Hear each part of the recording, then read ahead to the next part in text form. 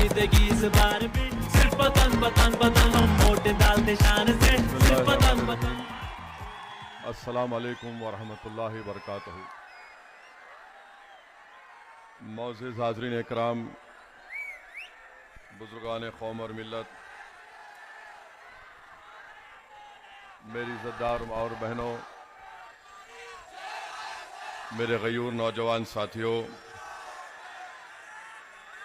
शहनशीन बतशरीफ़ फरमा महाराष्ट्र के मजलिस इत्तेहादुल मुस्लिमीन के सदर वो साबिक़ा रुकने पार्लिमान मोहतरम जनाब इम्तियाज़ जलील साहब, मोहतरम जनाब फ़ारूक शाब्दी साहब, सदर मुंबई मजलिस इत्तेहादुल मुस्लिमीन, साबिक़ा रुकने असम्बली व तर्जुमान कौमी तर्जुमान मजलिस इत्तेहादुल मुस्लिमीन जनाब वारिस पठान साहब, जनाब समीर साजिद साहब, जनाब अतीक़ अहमद साहब, मोहतरम जनाब सैयद मोइन साहब, डॉक्टर परवेज़ अशरफ़ी साहब, जनाब सरफराज जागीरदार साहब,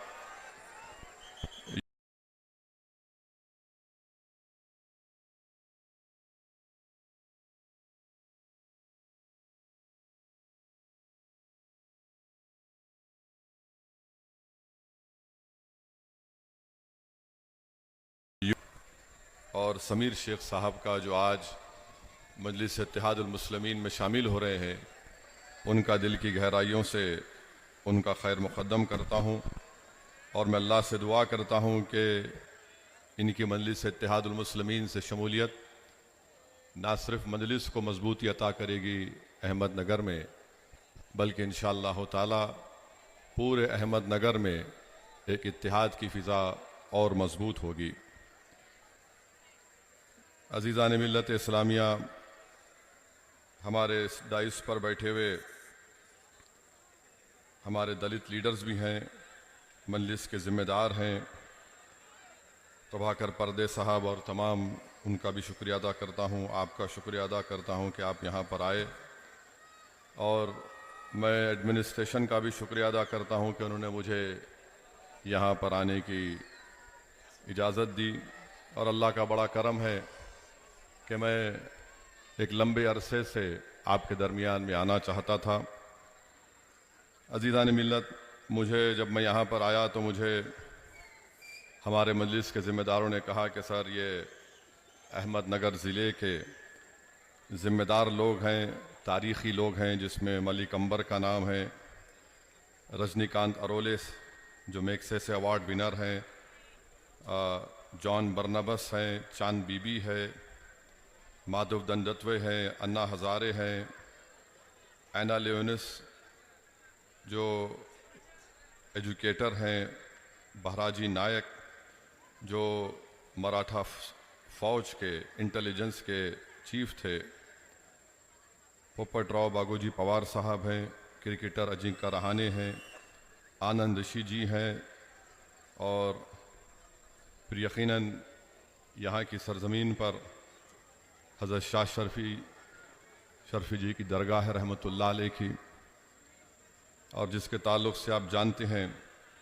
कि छत्रपति शिवाजी महाराज के दादा जनाब, उन्होंने जब उनको 2 फ़र्ज़ंद हुए थे तो उनको अक़ीदत थी हज़रत से बुज़ुर्ग से शाह शरीफ रहमतुल्लाह अलैह से, तो उन्होंने अपने दोनों फ़र्ज़ंद का नाम, एक का नाम शाहजी रखा, एक का नाम शरीफ जी रखा।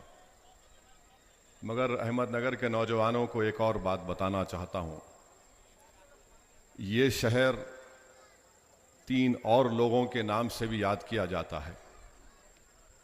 एक का नाम है नारायण आप्टे, विष्णु करकरे और मदन लाल पाहवा। आप जानते इनका कनेक्शन क्या है अहमदनगर से? कितने लोग नहीं जानते? हाथ उठाओ। डाइस पे आप जानते? तो इनका तारुफ कराता हूं आपको।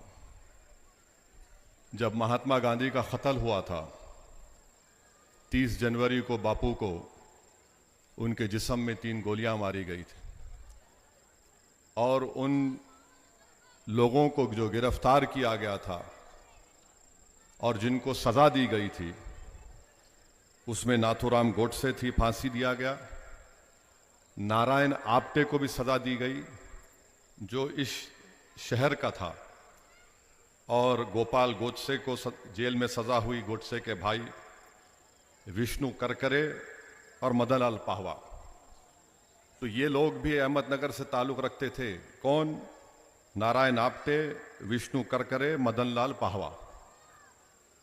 तो लोगों, अभी हम इतने लंबी तकरीरें सुन रहा था मैं हमारे साथियों की, वो अपने अपने तरीक़े से जो लोग अहमदनगर की इस पुरअमन फ़िज़ा में अपना जहर उगल रहे हैं, जिनके तकारीर से हम जानते हैं, मगर ये नई बात नहीं है। नारायण आप्टे कौन थे? महात्मा गांधी के कत्ल का मुल्जिम। विष्णु करकरे नगर का। मदनलाल पाहवा कौन थे? ये जहरीले उस वक्त भी थे। इससे अहमदनगर की पाकी खत्म नहीं होती है, मगर तारीख में अगर हम जाकर देखेंगे तो नारायण आप्टे ने क्या किया था, ये जितने बापू को कत्ल करने के साजिश में एक्यूज थे, ये तमाम के तमाम गंदे किस्म के इंसान थे, बिल्कुल थर्ड रेट। माने नारायण आप्टे ने एक डॉक्टर की बेटी, उसका नाम मनोरमा था, उससे इश्क लड़ाया। यहीं की बच्ची थी, ये फर्गूसन कॉलेज मशहूर पुणे का, वहां से पढ़ के आकर अमेरिकन मिशन स्कूल नगर में पढ़ाता था। कौन? नारायण आप्टे। तो यहां पर इनकी आशिकी हो गई मनोरमा से, और मनोरमा ये समझ रही थी कि नारायण आप्टे मुझसे इतनी मोहब्बत करता है कि मेरे बगैर रह नहीं सकता। वो बंबई, उस वक्त बंबई था, वहां जाकर मनोरमा से मिलते थे, और किरदार का बिल्कुल गंदा आदमी। उसके साथ साथ एक विष्णु करकरे थे। विष्णु करकरे को उनका दोस्त हो गया मदनलाल पाहवा। ये मदनलाल पाहवा उस वक्त मौजूदा पाकिस्तान से भागकर बंबई से नगर को आए थे, और नगर को आकर मदनलाल पाहवा ने उस वक्त के मुसलमान जो फ्रूट्स बेचते थे, मेवा बेचते थे, उनको मारता था और बॉम्ब भी फेंकता था। आपको शिकायत है कि भाई बास सियासी लीडर भी है। आपको जानकर हैरत हो गई कि नारायण आप्टे उस वक्त के अहमदनगर के म्युनिसिपल का इलेक्शन भी जीता था, उस वक्त का इलेक्शन जीता था। अब ये मदनलाल पाहवा क्या किया, औरंगाबाद में एक बहुत बड़ी तवाइफ थी, उसकी बेटी से इश्क करना शुरू कर दिया। मगर वो बच्ची तवाइफ नहीं थी। उसका नाम क्या था?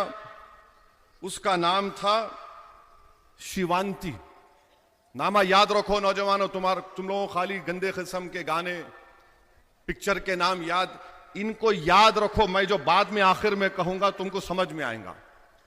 तो इन्हों क्या किए, नारायण आप्टे बोले नहीं शादीशुदा है, इन्हों मनोरमा को धोखा दे दिए। क्या किए? मनोरमा को धोखा दिए, और वो बेचारी मनोरमा एक वक्त सावरकर से भी मिली थी। ये कहीं रंगरलिया मनाने होटल को गए थे नारायण आप्टे और मनोरमा, तो वहां पर सावरकर से मिलके उसने इस नारायण आप्टे को कहा कि ये तुम इससे मत मिलो, मगर वो मोहब्बत में दीवानी हो गई। बोलते ना मोहब्बत अंधी होती है, ये अंधी हो गई। उसके बाद ये मदनलाल पाहवा यहां पे, इसकी दोस्ती हो गई शिवांती से। और आपको जानकर तकलीफ होगी कि शिवांती की उम्र 19 साल की थी, और ये जो नारायण आप्टे की मोहब्बत हुई थी मनोरमा से, उसकी उम्र 16 साल की थी। बहरहाल ये दोनों तीनों निकलकर कर विष्णु करकरे, नारायण आप्टे, मदनलाल पाहवा, ये तीनों मिलकर इनको जाना था दिल्ली। 30 जनवरी के दिन गांधी को गोलियां मारी गईं। ये लोग क्या किए, 14 जनवरी को नगर से ट्रेन में बैठे, मगर पाहवा को, यानी ये मदनलाल पाहवा को सर पे मार पड़ा। उन्हें बोला तुम चलो, मैं बाद में आता हूं। ये चले गए। करकरे चले गए। फिर बाद में नारायण आप्टे जो है दिल्ली पहुंच गया और नारायण आप्टे ने कहा अपनी महबूबा से, मनोरमा से, देखो मैं जा रहा हूं। मनोरमा के वालिद पुलिस के दवाखाने में एक डॉक्टर थे और अगर तुमको मुझसे लव लेटर लिखना है तो मैं जैन साहब का एड्रेस दिए, तुम यहां लिख देना। तो चले गए, दिल्ली चले गए। अब पहले शादीशुदा, यहां इश्क लड़ा दिए। दिल्ली पहुंचने के बाद उनके चीचा बोले, मियां तुम्हारे से एक बच्ची है, तुम शादी करते क्या? बोले फौरन करता हूं, बताओ देखता हूं जाके। तो नारायण आप्टे जो है वहां चले गए। वो बेचारी खत लिख रही, तुम आ जाओ, तुम आ जाओ वापिस। सुनो, वहां चले गए। मदन लाल पहवा क्या करे, दो सर को मार पड़ा बोल के फिर उन्होंने उर्दू में बोलते ना अपना मुंह काला करे शेवांती से। उसके बाद ये तीनों मिलके गए बापू को मारने के लिए। और जाने के बाद मदन लाल पहवा की जिम्मेदारी क्या थी कि तू कॉटन बॉम्ब फोड़ना है, मारे धमाका होना, आवाज आना। उसके बाद यह आपका नारायण आप्टे, विष्णु करकरे और गोडसे, ये लोग बापू पे हमला करेंगे। पावा क्या था, पावा यहां पर मासूम मुसलमान जो तरकारी फ्रूट बेचते थे उनको मार के समझा मैं बड़ा काम कर सकता हूं। वहां पर जाके पावा ठंडा पड़ गया, सुंद हो गया, एकदम नहीं कर सका। उसको पुलिस पकड़ ली, किसको? मदन लाल पहवा को। अब उसको पकड़ने के बाद क्या हुआ, गोडसे, नारायण आप्टे, विष्णु करकरे मिलकर बापू को गोलियां मारे। करकरे वहीं पकड़े गया, गोडसे वहीं पकड़े गया। और जब गोडसे पकड़े गया तो क्या बोला, मैं मुसलमान हूं। गोडसे जब पकड़ा गया, बाद में देखे तो मालूम हुआ कि वाकई में जो हमारे पास बच्चों की खतना कराते, खतना करा हुआ था। हंसने की बात नहीं है, फैक्ट है ये। गोडसे पकड़ा गया और उसमें क्या हुआ कि नारायण आप्टे भाग गया, निकल गया। 30 जनवरी को बापू का कत्ल हो गया। नारायण आप्टे वापस आकर शायद अहमदनगर में या बंबई में मनोरमा से रंगरलिया लड़ा रहा था, मनोरमा से रंग ले रहा था। तो ये जो विष्णु करकरे पकड़ा गया, गोडसे पकड़ा गया, उनसे पूछे तेरे साथ और कौन है, नाम बता। तो उसने बोल दिया कि भाई वो इसका नाम नारायण आप्टे है और वो एक मनोरमा लड़की से मोहब्बत करता था। तो पुलिस क्या करी, अच्छी पुलिस थी उस जमाने की, बहुत अच्छी थी, उनका कोई कंपैरिजन नहीं है, वैसी पुलिस नहीं थी। आज तो खैर माशाल्लाह कोई बात नहीं। तो वो लोग क्या किए, उसको बुलाए, मनोरमा के वालिद को, मनोरमा को बुला के बोले, बोलो नारायण आप्टे कहां है।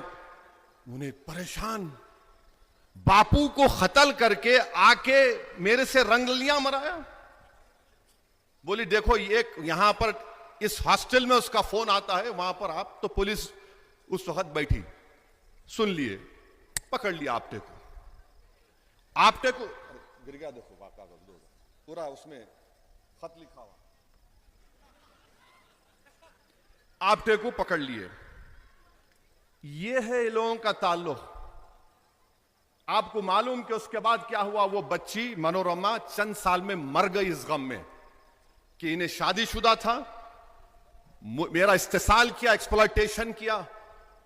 और फिर दिल्ली में जब बापू को मारने से पहले 2 दिन थे तो जाकर बच्ची को देख के आया, मैं इसे शादी करता हूं। ये जो था आपका मदनलाल पहवा। शिवांती का क्या हुआ, शिवांती जो है वापस जिस्म फरोशी करने पे चले गई इसके गम में कि इसने धोखा दिया मेरे को। और शिवांती मरी, कब मरी, 1988 में शिवांती का इंतकाल हुआ। और ये जालिम मदनलाल पहवा को 64 में सजा हुई। बाहर निकल के आया तो नाथूराम गोडसे के भाई गोपाल गोडसे ने उसकी शादी करा दी। आप समझे, ये जहरीले लोग हैं।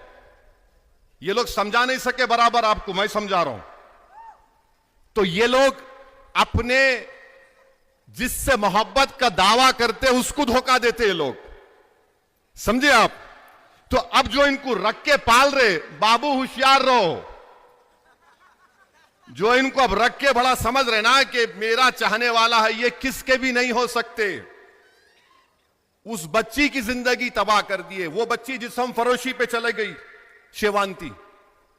और आज आपको मैं बता रहा हूं, यही जहन आज हमारे भारत में है।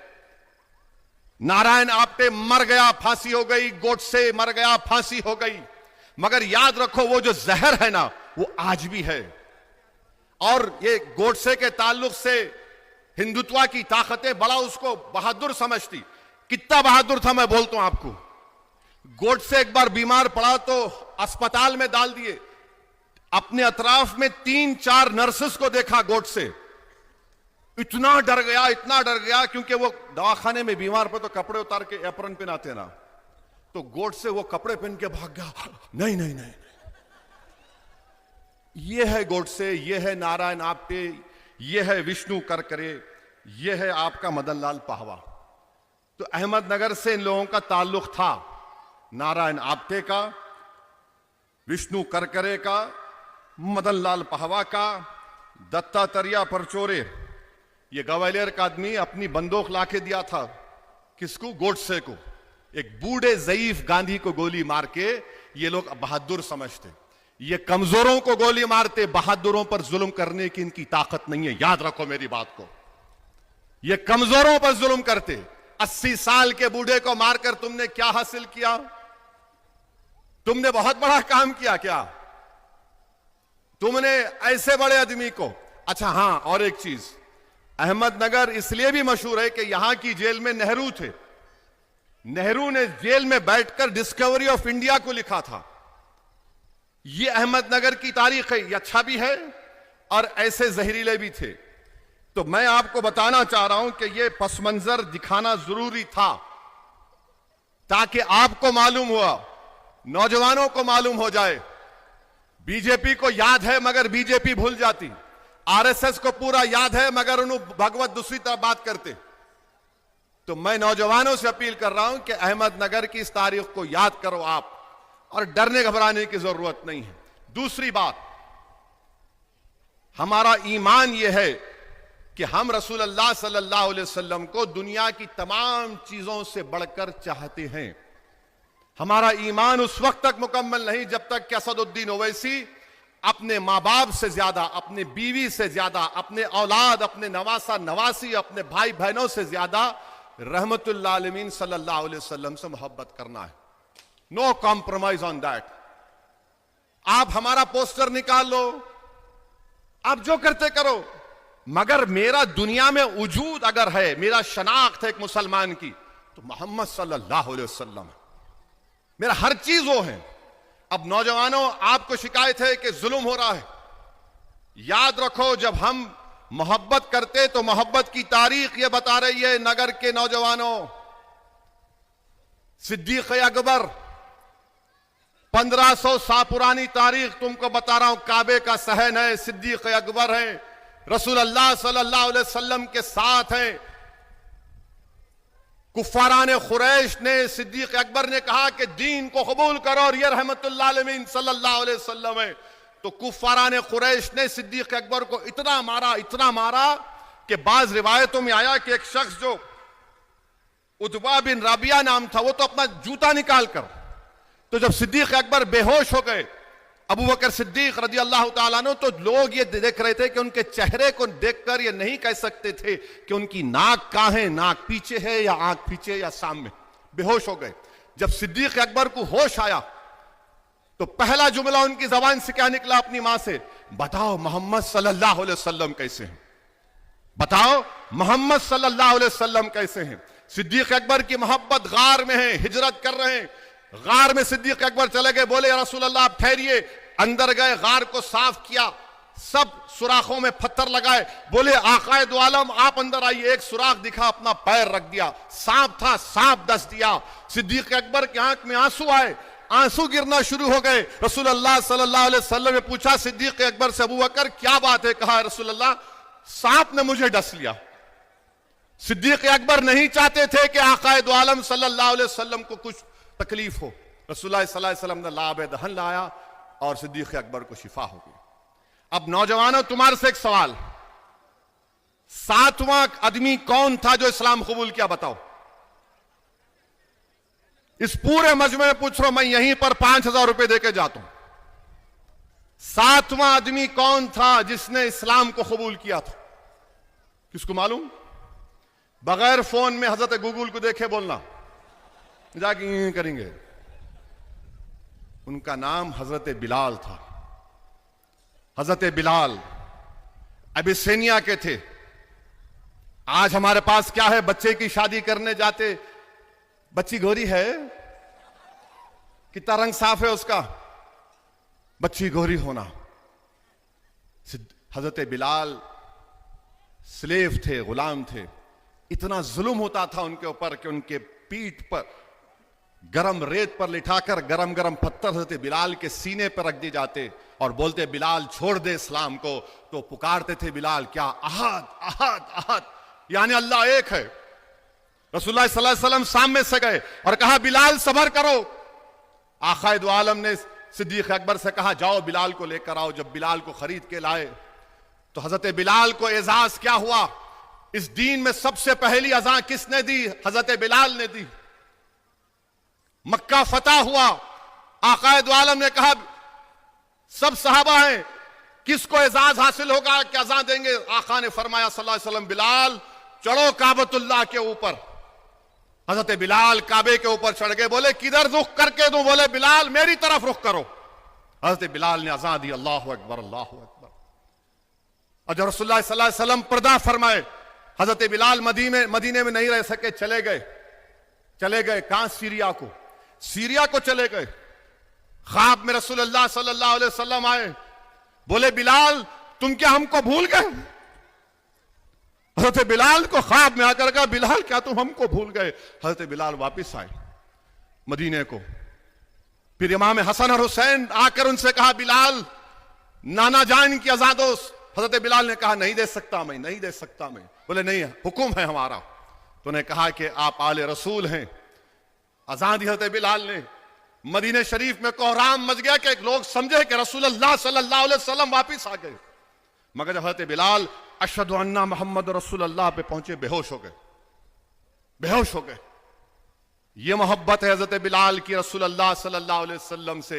जब हजरत बिलाल की जिंदगी का आखिरी वक्त, तो उनकी बीवी ने कहा वाह हसना कि क्या गम का वक्त है। तो हजरत बिलाल ने कहा वाह तराबा, क्या खुशी का वक्त है। बीवी बोल रही है गम का वक्त है, बिलाल कह रहे हैं वाह तराबा। बोले क्यों कह रहे? बोले रसूलुल्लाह सल्लल्लाहु अलैहि वसल्लम से मुलाकात का वक्त है। तो कभी भी मौत से डरना नहीं, रसूलुल्लाह सल्लल्लाहु अलैहि वसल्लम से मुलाकात का वक्त है। नौजवानों, क्या तुम जानते खुबैब बिन अदी कौन थे? सहाबी रसूल हैं। पकड़ लिया उनको कुफाराने कुरैश, स्लेब पर माने क्रॉस पर लटका दिए। कोई चाकू मारता, कोई छुरी मारता। और किसी कहने वाले ने कहा कि ऐ खुबैब क्या अच्छा होता कि तुम्हारी जगह पर रसूलुल्लाह सल्लल्लाहु अलैहि वसल्लम और तुम घर में आराम से बैठो। हज़रत खुबैब ने कहा खुदा की कसम नहीं, मैं सब कुछ कुर्बान कर दूंगा मगर मेरे आकाए दो आलम सल्लल्लाहु अलैहि वसल्लम के जिस्म मुबारक में एक कांटा भी चुभता नहीं देख सकता। जब उनको फांसी की सजा दी जा रही थी तो हजरत खुबैब बिन अदी ने कहा कि जालिमों, मुझे 2 रकात नमाज पढ़ने दो। ये 2 रकात नमाज मौत से पहले ये हजरत खुबैब बिन अदी की है। नौजवानों, 2 रकात नमाज पढ़े और नमाज पढ़ के दुआ करे, अल्लाह मैं तेरे से शिकायत कर रहा हूं, मैं तुझसे शिकायत कर रहा हूं, मौला मेरा ईमान खत्म नहीं होना, मैं दीन पर मरना, या अल्लाह मुझे दीन पर मरने दे। मौत सामने है मगर दुआ क्या कर रहे हैं? शिकायत कर अल्लाह से। और फिर क्या कहा? अल्लाह जो आज मुझे लोग मार रहे, अल्लाह तू उनको चुन चुन कर तू उनसे बदला ले। तो जो लोग आज जुल्म कर रहे हैं, हजरत खुबैब बिन अदी की रूह पुकार कर कह रही है कि जो लोग आज हम पर जुल्म कर रहे हैं, हम कमजोर समझ रहे ना, अल्लाह हमारा बदला लेगा इंशाअल्लाह ताला। तुम बेजुबान हमको समझकर मार रहे हो, तुम कमजोर समझकर हमारे घरों को तोड़ रहे हो, तुम हमको पीट रहे हो, नौजवानों की जवानी को जेल में डालकर बर्बाद कर रहे हो। अल्लाह बदला लेगा, हम कुछ नहीं करेंगे इंशाअल्लाह।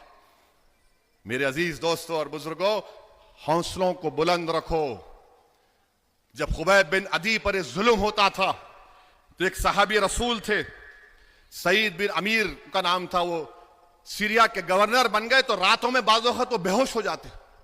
फारूक आजम खलीफा थे, उनसे पूछा कि सईद बिन अमीर क्या है ये? बोले मैं उस वक्त खुबैब बिन अदी के पर जो जुल्म किया जाता था देखता हूं तो बेहोश हो जाता हूं। तो तुम समझ रहे अल्लाह नहीं देख रहा ये? और हम समझ रहे अल्लाह देख रहा। मेरे भाई, अल्लाह सब कुछ करने वाला है। और अगर तुम्हारे दिल में जरा सा भी ये ख्याल पैदा है, यार बड़ी बेबसी है, यार बड़ी बेबसी है, यार क्या हो रहा है ये, मेरे दोस्त गजा को याद करो। 65,000 शहीद हो गए। कितने? 65,000 गजा में शहीद हो गए। और क्या बोल रहे हैं? मरने को तैयार है मगर जालिम के आगे झुकने को तैयार नहीं है। गजा की माएं अपने बच्चों को उठाकर करेंगे कि बेटा जा, बेटी जा। जब रसूलुल्लाह सल्लल्लाहु अलैहि वसल्लम के पास जा तो जाकर शिकायत करना कि दुनिया अंधी हो चुकी थी, हमारे कत्ल को नहीं देख रही थी। बाप नौजवान बच्चे की लाश की तरफ देखकर कह रहा है बेटा जा, रसूलुल्लाह सल्लल्लाहु अलैहि वसल्लम को मेरा सलाम कहना और कहना कि मैंने अपने बेटे को कुर्बान कर दिया। मौजूदा दुनिया में अगर करबला की तारीख कहीं पर दोहराई जा रही है तो गजा में दोहराई जा रही है। मेरे अजीज दोस्तों और बुजुर्गों, हिम्मतों को बुलंद रखो। ये दुनिया दारुल अमल है, ये जन्नत नहीं है, दारुल अमल है। ये अमल करना है नौजवानों, हिम्मत से काम करना है। हौसलों को बुलंद रखो। लाख मसायब और मुश्किलात आ जाए, तुम्हारी ताकत, तुम्हारा इत्तेहाद है। अहमदनगर के लोगों, अपने इत्तेहाद को टूटने मत दो। ये सब कोशिशें क्या की जा रही हैं कि तुमको एक मोतिया जो पुरोते है ना मोतिया को, उस तरह तुम्हारे को तोड़ के बिखर दिया जाए। तुम मुत्तहिद रहो। अल्लाह इंशाअल्लाह ताला हमारा हामी और नासिर है। हमेशा याद रखो, हमेशा याद रखो, अल्लाह हमारे लिए काफी है। हस्बुनल्लाहु निअमल वकील, हस्बुनल्लाहु निअमल वकील। इस चीज को अपने दिलों में बिठा लो नौजवानों। और रसूलुल्लाह सल्लल्लाहु अलैहि वसल्लम से जब मोहब्बत का दावा कर रहे तो मस्जिदों को आबाद रखो। अपने मां बाप से अच्छा सलूक करो। अपनी बीवियों पर हाथ नहीं उठाना। अगर बीवी गुस्सा भी करती तो मेरी शादी होके करीब 30 साल हो गए, तो कामयाब शादी का राज यह है जो शादी करने वाले हैं ना जो नहीं करे। अब जो नहीं करे उन्हें बहुत ऊपर चले गए आजकल, या करके छोड़ दिए होंगे, क्या है छोड़ो। मगर अगर शादी करे, बीवी गुस्सा भी करे तो बोलना ओहो रहमत बरस रही, आज नीचे मुंडी करना, कभी आर्ग्यू नहीं करना, इसमें कामयाबी है। अपनी माओं पर रहम करो, अपने ज़ईफ माँ बाप पर रहम करो, इस माशरे की बुराइयों का खात्मा करो। पड़ोसियों पर रहम करो, चाहे तुम्हारा पड़ोसी हिंदू हो, मुसलमान हो, सिख हो। यह रसूलुल्लाह सल्लल्लाहु अलैहि वसल्लम की सुन्नत है। अब चौथी बात यह है कि यहां पर तूफान आया, नगर में करीब 16 लाख फसल की जमीन बर्बाद हो गई। हम पूछना चाह रहे, हां उससे पहले आई लव मोहम्मद के ऊपर एक वाकया याद आया। एक सैयद मोहम्मद मेहदी साहब हिस्टोरियन है, उनकी किताब है। उनके किताब के शुरुआती सफात में उन्होंने एक वाकया लिखा। बहादुर शाह जफर, कौन है बहादुर शाह जफर? जानते आप? कितने जानते? हाथ उठाओ। अरे तुम ना पढ़ रहे नहीं, खाली अब घुस जाता अंदर मुंह में फोन तुम्हारे। बहादुर शाह जफर आखिरी बादशाह, 83 इयर्स ओल्ड। जब पूरे हिंदू मुसलमान आके बोले आपका झंडा लेकर मुल्क को आजाद करवाएंगे अंग्रेजों की गुलामी से। खैर वो कोशिश कामयाब नहीं हो सकी, माने बाद में हुई। तो बहादुर शाह जफर को मालूम था कि अंग्रेज आकर उनको गिरफ्तार करेंगे। वो क्या किए, रात के अंधेरे में निकलकर हजरत महबूब सुबानी निजामुद्दीन औलिया के पास चले गए। उनके आस्थाने पे गए और खूब रो रहे थे कि अल्लाह हम कोशिश की, हम कामयाब नहीं। खूब रो रहे थे, अंग्रेजों से इस मुल्क को आजाद नहीं करवा सके। तो उस वक्त निजामुद्दीन औलिया की दरगाह पर एक शख्स था, उसको बोले देखो कल अंग्रेज मुझे पकड़ लेंगे और शायद मार भी देंगे, मैं तुमको एक अमानत दे रहा हूं, तुम उठा के रखोगे ना यहां पर। उस निजामुद्दीन औलिया दरगाह के खादिम ने बोला क्या है वो अमानत? तो बोले देखो हमारे सल्तनत मुगलिया में एक अमानत 400 साल से चली आ रही है, वो अमानत मेरे पास है, मैं तुमको तुम्हारे हवाले कर रहा हूं, उसके बाद मेरा खातिमा है। बोले क्या है? बोले ये रसूल अल्लाह सल्लल्लाहु अलैहि वसल्लम के 3 मुंह मुबारक है, 3 बाल है, मैं आपको देके जा रहा हूं। ये अपने नबी रसूल से मोहब्बत थी बहादुर शाह जफर को। अमानत समझे वो रसूल अल्लाह सल्लल्लाहु अलैहि वसल्लम के मुंह मुबारक को, बोले ये लो रख लो। ये आज भी रबीउल अव्वल के महीने में निजामुद्दीन दरगाह में रसूल अल्लाह सल्लल्लाहु अलैहि वसल्लम की ज़ियारत, मुंह मुबारक की ज़ियारत होती है। तो याद रखो आई लव मोहम्मद बोलना आसान है, पोस्टर उठाना यकीनन तुम्हारी हिम्मत की मिसाल है, जबान से पुकार कर कहना वो तुम्हारा ईमान है। मगर अगर आशिक हो तो जिससे इश्क करते हो उस पर सब चीज फना कर देना। और फना क्या करना? अपने आप को, अपने नफ्स को, ताकि हम अपने नेक इंसान बन जाए। ये याद रखो नौजवानों। अब यहां पर सैलाब आया। अब सैलाब में देवेंद्र फडणवीस बोल रहे मैं कितना बोले उन्होंने एक लंबा बयान दे दिए, इतने 31,000 का की करोड़ बोले। फडणवीस साहब आप यकीनन मोदी जी के नक्शे कदम पे छोड़ रहे, लंबा लंबा छोड़ने के माहिर हो गए आप। उसमें जो आप ऐलान किए बड़ा पैकेज दिया, कोई नहीं दिया। अरे मेरे भाई 10,000 करोड़ तो एनडीआरएफ के गाइडलाइन से आएंगे, 5-6 हजार करोड़ तो डिपार्टमेंट का बजट है जो रोड बनाते। और अफसोस की बात यह है कि जो किसान अपनी जमीन खो दिया। देखिए जब किसान जिरात करता तो वो मिट्टी होती, माटी होती, उस पर बीज बोता, वो तक बह गई। जो किसान अपना इंश्योरेंस करवाया उससे पैसे आना है, प्रीमियम भरता, डीएफ बोल रहे देवेंद्र फडणवीस मैं कर रहा हूं। अरे आप क्या कर रहे?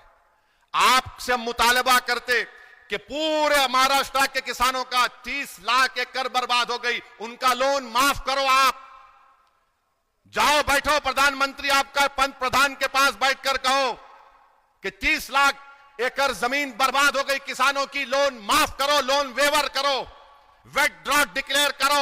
और ये तुम मत बोलो देवेंद्र फडणवीस, जब तुम लीडर ऑफ अपोजिशन थे तुमने उद्धव ठाकरे को खत लिखकर यही बात कही थी जो आज ओवैसी कह रहा है। ये किसानों से होना चाहिए। 5वीं बात यह है कि आपके शहर में बहुत से मसाइल हैं। दहीगांव सूबे में साफ पानी नहीं आता, अस्पताल एक ही है और उसमें कुछ सहूलतें नहीं है। और फिर आप देखते हैं कि दलितों पर जुल्म बड़ा हो रहा है। एनसीआरबी का डेटा है, सिर्फ नगर में, हजरत पुलिस को बोल रहा हूं फॉर योर इंफॉर्मेशन, 2023 में नगर में 203 केसेस दलितों के जो जुल्म हुआ उस पर, दलित महिलाओं पर जुल्म हुआ 38 केसेस, पॉक्सको के केसेस 13 केसेस, रेप हुए खवातीन का 44 केसेस। उत्तर प्रदेश जहां पे और एक बाबा है, गोली मारो बटेंगे तो कटेंगे, सबसे ज्यादा दलितों पर जुल्म उत्तर प्रदेश में हुआ, 15,100 के ऊपर केसेस यूपी में है, 15,000 केसेस। और नहीं बोलते बटेंगे तो कटेंगे, ठोक दो, गोली मार दो, बुलडोजर चला दो।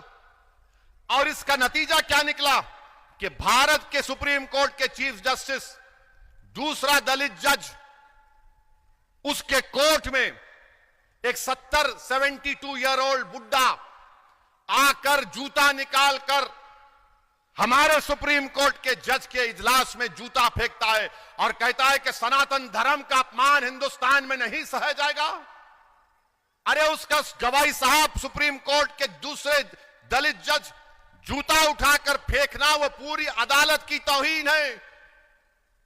कहां है वो कोर्ट, कहां है वो वकील जो आज एहतजाज क्यों नहीं कर रहे? अगर तुमको दलितों से मोहब्बत नहीं तो क्या तुम सुप्रीम कोर्ट की अजमत के कायल नहीं हो? तुम क्यों हड़ताल नहीं कर रहे? तुम क्यों प्रोटेस्ट नहीं कर रहे? इसलिए नहीं कर रहे तुम क्योंकि एक दलित के ऊपर एक बड़ा आदमी जूता उठाकर फेंका। और ये चीफ जस्टिस के पिताजी जब बाबा साहेब अंबेडकर हिंदू धर्म को छोड़कर बुद्धिस्ट धर्म को इख्तियार कर रहे थे तो इनके वालिद वहां पर मौजूद थे। आप बताइए कौन इन लोगों को रेडिकलाइज कर रहा है? मैं एक पोस्टर उठाता हूं, no they are getting radicalise, but what about a damn 70-year-old man? एक 70 साल का बूढ़ा, उसको कौन रेडिकलाइज किया बोलो?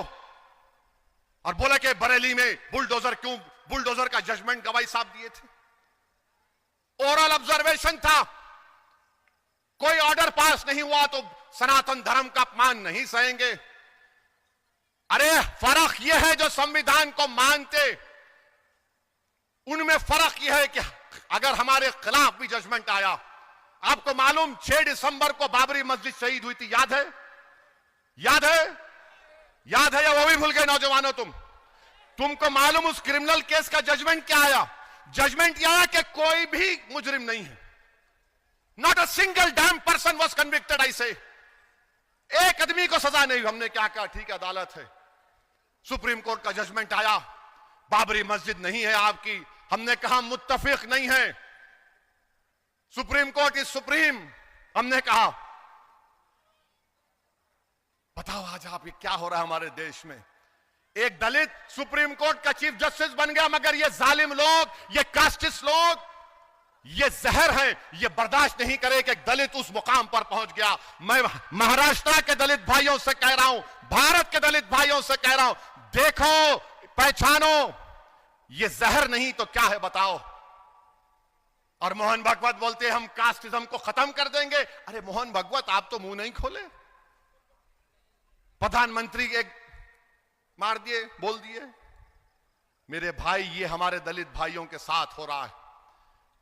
कमजोरों को कमजोरों के साथ रहना चाहिए, उनके गम को समझना चाहिए, उनकी तकलीफ को अपनी तकलीफ समझनी चाहिए। ये जुल्म है सुप्रीम कोर्ट में। अच्छा, पुलिस कुछ नहीं कर रही, दिल्ली पुलिस माशाल्लाह, नहीं कंप्लेन नहीं आया, क्या करेंगे? अच्छा, कंप्लेन देना आपको, क्या बात है। अब फिर आप आ जाइए मुद्दे पे कि यहां पर मैं आया, पिछले बार हम क्यों नहीं आए? इसलिए नहीं आए क्योंकि यहां पर छोटा सा वाकया हुआ।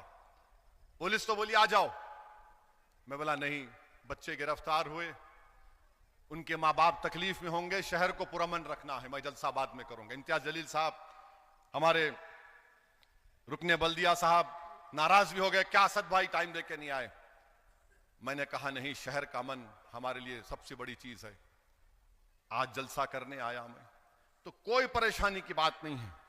मैं आपसे वादा करके जा रहा हूं इंशाअल्लाह ताला, दोबारा जब इलेक्शन में आऊंगा तो मुकुंदा नगर में पदयात्रा करूंगा, घर घर जाके तुम लोगों से मिलूंगा इंशाअल्लाह ताला। हर गली कूचों में जाऊंगा, तुम्हारा घर मेरा घर है, मेरा भी तुम पे उतना हक है, मैं आपके पास दोबारा आऊंगा। और ये लोग ये सब बड़ी बड़ी बातें करते, भाई फिक्र मत करो, मैं सुन सुन के कान पक गए मेरे। दूल्हा जब आता देखो शादी खाने को, तो आप लोग धिंगाना पकड़ते, धिंगाना मालूम क्या रहता? धिंगाना पैसे दो बोलते, देखो तो दूल्हा आया तो होता धिंगाना दो, धिंगाना दो, दूल्हा आ गया, चलते रहता है। ये फिक्र मत करो, नजर अपनी आगे रखो, ये छोटे छोटे चीजों पर अपने को नजर डालना नहीं है। और मैं पुलिस को पूछना चाह रहा हूं, आपका इख्तियार है, आप BNSS में मेरे को नोटिस दिए, शायद पुलिस को नहीं मालूम कि जब ये बिल BNSS का पास हो रहा था, सेक्शन 168 पे मेरी तकरीर है, 35 मिनट्स में पार्लियामेंट में इतना लंबा बोला, इम्तियाज जलील बैठे हुए थे, 35 मिनट्स में बोला। और उस वक्त में बोला था कि रूलेट एक्ट है, अगर गांधी जिंदा होते, भगत सिंह जिंदा होते तो इस कानून के खिलाफ खड़े हो जाते नए BNSS पर। आप मेरे को नोटिस दिए, क्या है ये? आपको लगता है कि मेरे को भारत से मोहब्बत नहीं है? सिर्फ आपके जो पॉलिटिकल मास्टर्स है बोल दिया, आप सुन लेंगे?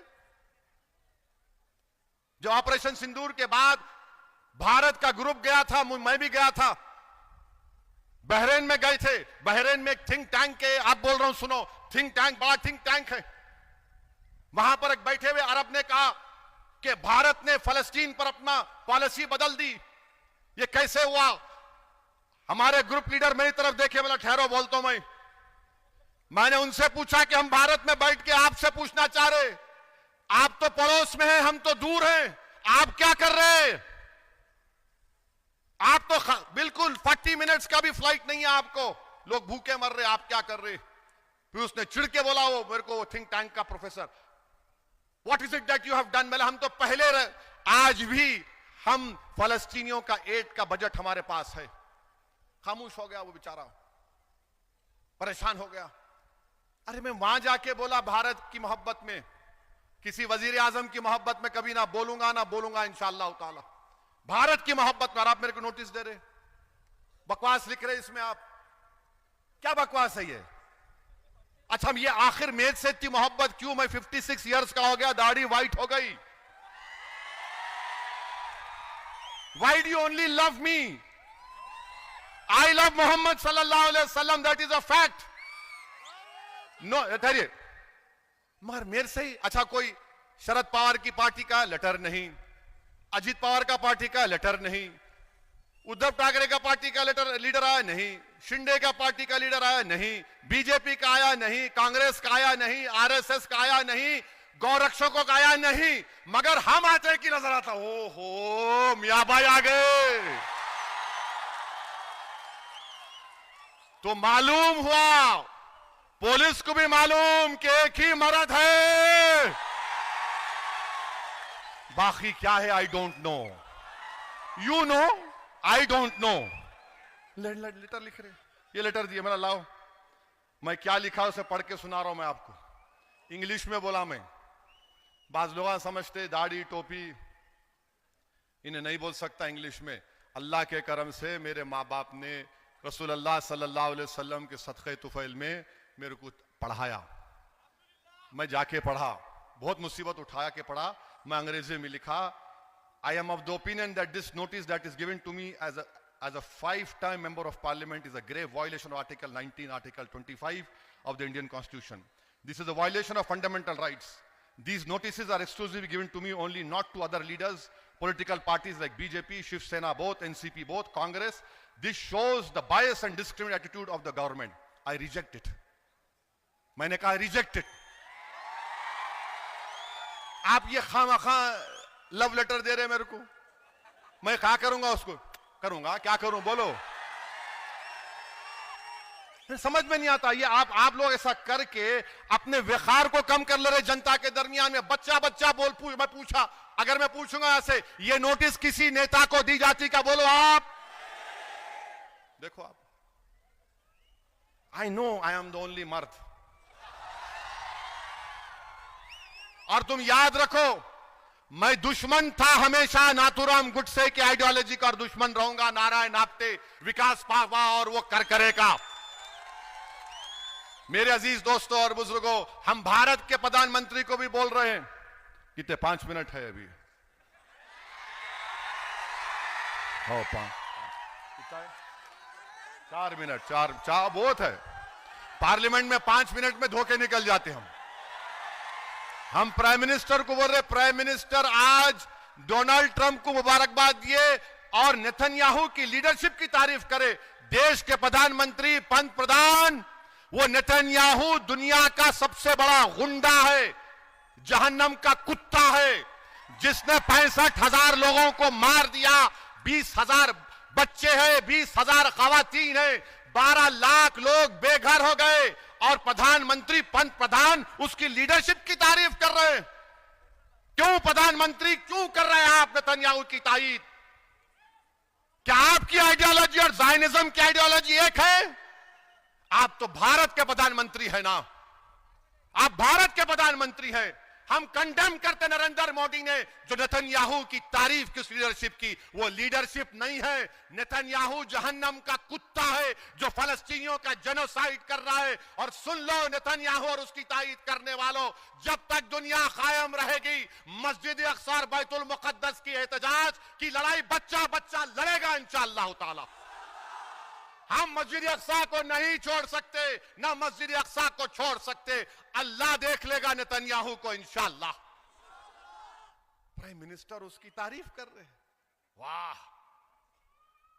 तो मालूम होता है कि कहीं ना कहीं ऊपर जाके कोई तार मिलता है, कोई तार मिलता है कि वजीर आजम एक ऐसे आदमी की जिसको इंटरनेशनल क्रिमिनल कोर्ट, जिसको ICC उसके खिलाफ वारंट इशू किया।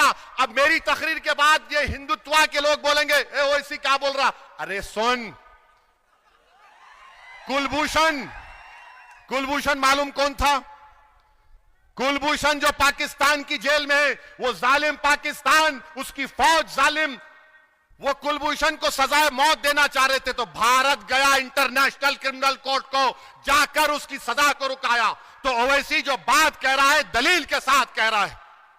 तो मेरे अजीज दोस्तों और बुजुर्गों, आप अपने हिम्मतों को बुलंद रखेंगे और जो बच्चे हमारे महरूस हैं उनको जवाब दे रहे हैं कि हम तुमको नहीं भूले, आप हमारी दुआओं में हैं। हम दुआ करेंगे कि अल्लाह तुमको बाइज्जत रिहा करवा दे, अल्लाह तुम्हारे मां बाप पर रहम करे। और तुमने जो गुलामी का सबूत दिया, ओवैसी के पास अल्फाज नहीं है। अल्लाह अपने हबीब की लाज रखेगा, तुमको अजर देगा। अल्लाह जरूर हमारा मालिक, अल्लाह हमारा नासिर है।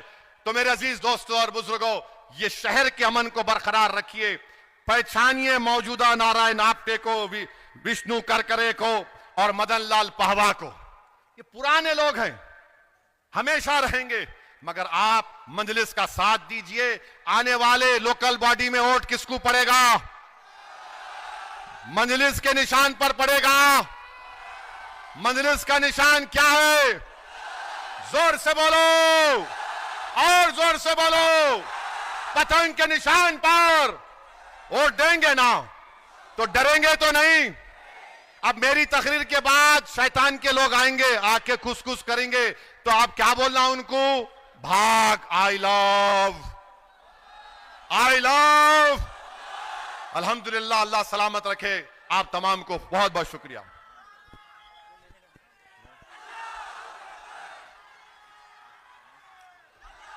जिस तरह असद साहब ने सिर्फ मुसलमानों की नहीं पर भारत की भी आज क़ियादत की है, ऑपरेशन सिंदूर को जो कामयाबी और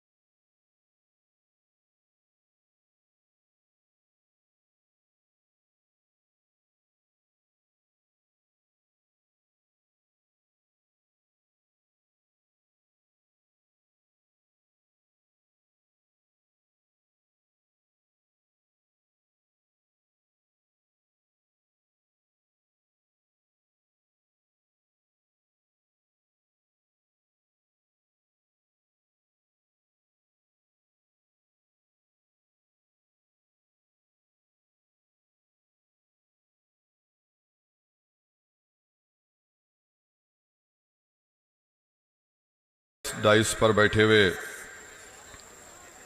हमारे दलित लीडर्स भी हैं, मजलिस के जिम्मेदार हैं, प्रभाकर परदे साहब और तमाम उनका भी शुक्रिया अदा करता हूं। आपका शुक्रिया अदा करता हूं कि आप यहां पर आए।